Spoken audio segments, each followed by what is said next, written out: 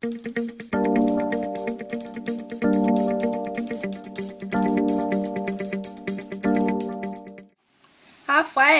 through the Veganuary vlog.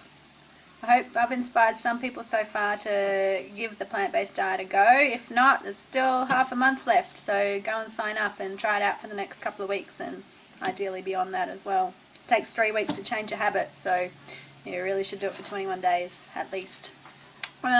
Yesterday I talked about going vegan while you're pregnant or lactating, or the reasons to consider a vegan diet if you're considering having children or in the process of having children. So I thought I'd continue on a little bit from that theme today and talk a little bit about raising a vegan family.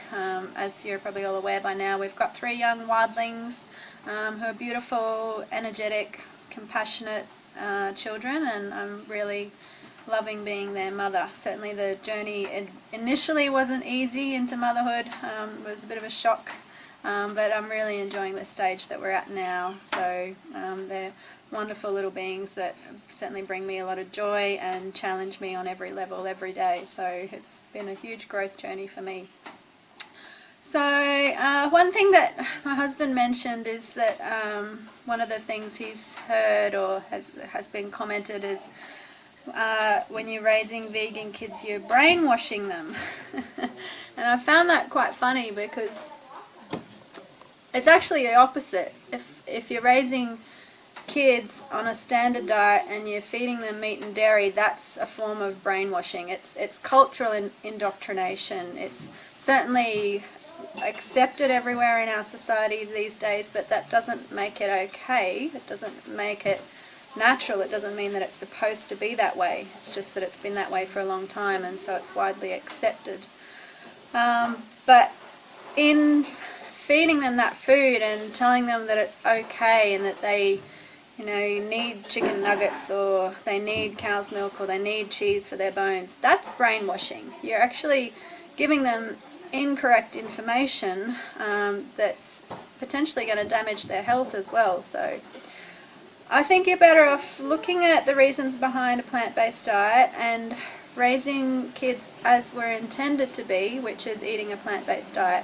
Unless you live somewhere like Tibet or Africa on a subsistence kind of, in a subsistence area where you can't grow enough fruits and veggies to meet your family's needs. So, in those kinds of situations, probably you might need some yak milk or goat milk to supplement the diet and make sure you're getting enough calories. But most people that are probably watching this aren't in that situation. So as I've already said, there's an abundance of plant foods. There's so many vegan options around these days. There's vegan restaurants and cafes popping up everywhere.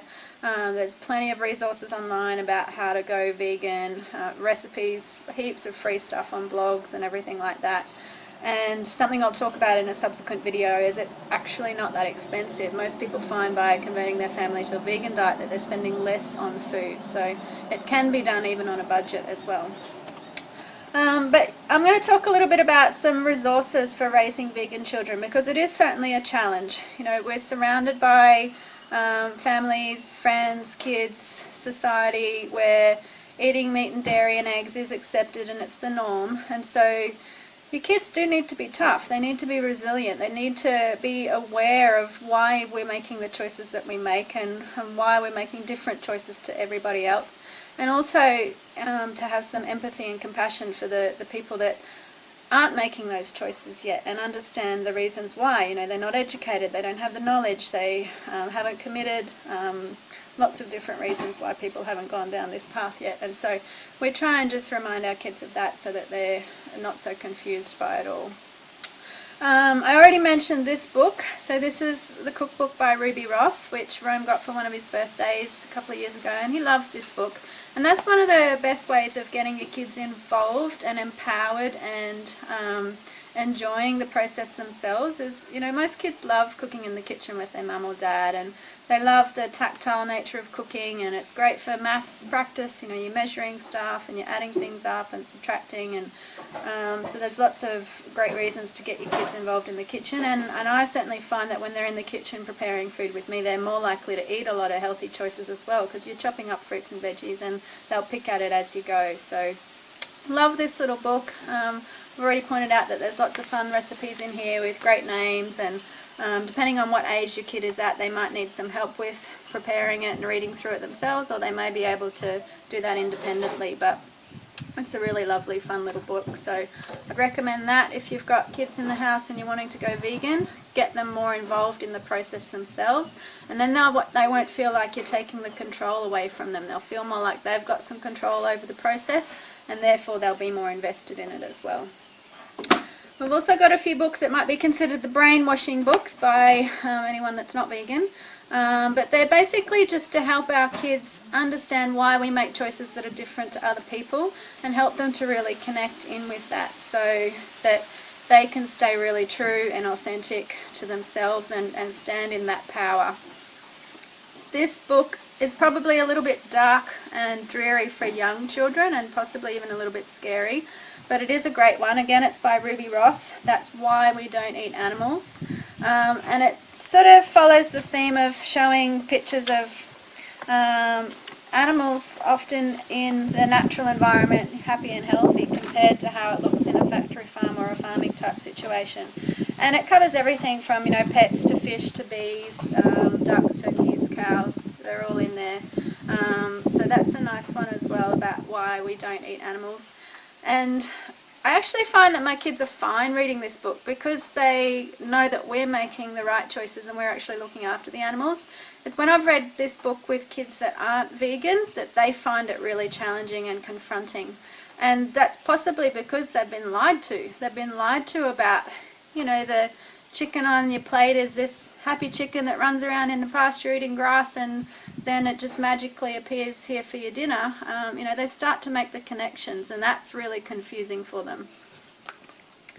Another great book is this one, Herb the Vegetarian Dragon. It's a really sweet story, and this is a nice one if you have got kids that are a little bit challenged about why are our choices different to other people, and how to sort of deal with that, because it's talking about her being a vegetarian dragon, but all the other dragons being meat eaters, and that neither of them are, you know, bad dragons for doing that, and at the end they all become quite accepting of each other. So that's a nice story as well. This one I love, Hey Little Ant. I think there's actually a song that goes with this, but we've never actually looked the song up, so we just read the book. But this is a really sweet one about, you know, compassion for animals, and connecting into the fact that they're not here for our needs. They're not here to satisfy us or you know, increase our sense of power or control. They're actually just here doing their thing for their own reasons, and they contribute to the planet and have value in and of themselves. And so this book sort of follows the story of a little boy who's about to squish an ant, and the ant starts talking to him and explaining to him that, you know, maybe he should reconsider his choices and think about how important the ant is as well. You know, he's got a family, he's got baby ants at home that he has to go home and feed, and yeah, it's a nice one about just thinking about those choices that we make on a daily basis. This one is a really sweet little story. It might not be a favourite choice by really hardcore vegans, because Ruby the rabbit does keep chickens, and you know that is an issue for some people that are vegan. She doesn't eat the eggs though. She just lives with them in harmony, and there's a lot of stuff in here about connecting to nature, and you know, growing your own fruits and veggies and flowers, and being out amongst the trees and the bees, and also a lot about that sensitivity. And that's something that particularly as a vegan you will notice more and more, both in yourself and in your children, that you become more connected to what's around you, and you become more sensitive about it all as well. And that's challenging on a daily basis. You know, just sitting down to a meal with your you know, extended family, and they're eating, you know, a bacon and egg burger or something in front of you becomes quite difficult, and that kids tend to be more accepting of it, but I think it does still affect them. And so this talks about how, you know, when you're feeling sensitive, it's a really nice way to just go into nature and be amongst the animals and the trees, and that's how you'll find that happy place within yourself again. So I love that story. This is another great book, and this is more about wildlife and the impact that we can have on them and what we can do to help with that. So Sebastian's a little wombat that gets found when his mum gets hit by a car, and they find him in the mum's pouch, and so they take him home and care for him until he's ready to be released into the wild. And so that's another great story for anyone, but also vegan kids or someone raising children that have that real strong connection to animals. My kids love this story. And so the last one, I thought I'd read this book to you because it's just a really nice little overview of everything that it means to be vegan. It doesn't go into the reasons why. It's just a kid's book, and it's a nice little simple one that I think most kids will love. It's another one by Ruby Roth called V is for Vegan, the ABCs of Being Kind. A is for animals, friends, not food. We don't eat our friends, but find it quite rude. B is for beauty, enjoy it together. C is for clothing, no skins, fur or feathers. D is for dairy, moo. Milk is for cows. E is for eggs, from a chicken's butt. Wow. F is for fruit, fresh, dried or in jelly. G is for grains, go get in my belly. H is for honey, that's food for bees. Bees need their honey when temperatures freeze. I is for insects, not happy in jars. J is for jail, like zoos and their bars. K is for kitchen, let's help cook and clean. L is for legumes, often called beans. M is for meat, from coconuts of course. N is for nuts, a fine energy source. O is for oils, to grow, bend and dance. P is for protein, I get mine from plants. Q is for questions, so we can learn more. R is for rescue, from shelters, not stores.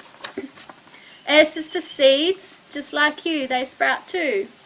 T, to treat others as they should treat you.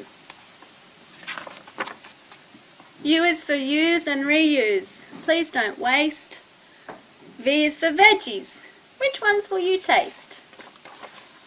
W is for world, it glows blue and green. We only have one, so please keep it clean. X marks the spot for the seeds that we scatter. Y is for you, because your choices matter. Z is for zero, no animals harmed. Hooray for the day when they're no longer farmed. So I hope you enjoyed that story, and tomorrow we'll talk about another interesting topic. I'm not sure what yet, but I know there's quite a few people wanting to know more about pregnancy, lactation and raising kids on a vegan diet, so I hope that helps in that regard. We'll talk a little bit more of the logistics of how to do that, how to feed your kids and how to do that on a budget in a subsequent video. So enjoy your day. It's a beautiful day here. We'll see you later.